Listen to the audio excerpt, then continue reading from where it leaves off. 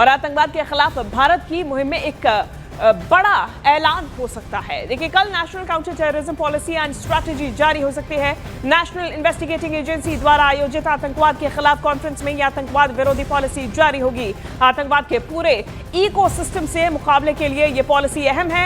आतंक के खिलाफ जीरो टॉलरेंस की नीति पर यह नेशनल काउंटर टेररिज्म पॉलिसी आधारित होगी। और देखिए, ये बेहद ही महत्वपूर्ण और आतंकवाद के खिलाफ भारत की एक बड़ी मुहिम और बड़ा ऐलान हो सकता है। हम ज्यादा जानकारी लेंगे, मेरे सहयोगी अमित पांडे हमारे साथ जुड़ गए हैं। अमित, क्या कुछ बिंदु इसमें सबसे महत्वपूर्ण देखे जा सकते हैं ऐलान के बाद?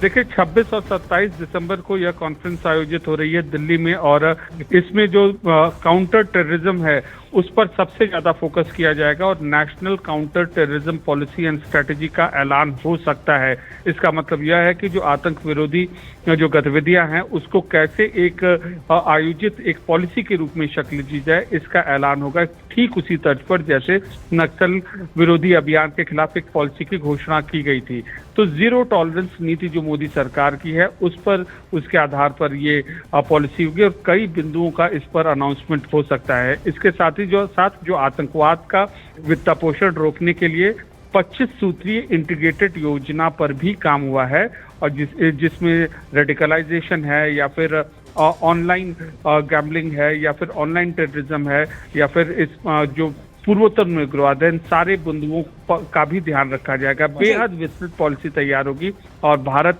की जो लड़ाई है आतंकवाद के खिलाफ उसमें यह अहम मोड़ साबित होगी। ठीक है, बहुत शुक्रिया आपका अमित, तमाम जानकारी हम तक पहुंचाने के लिए।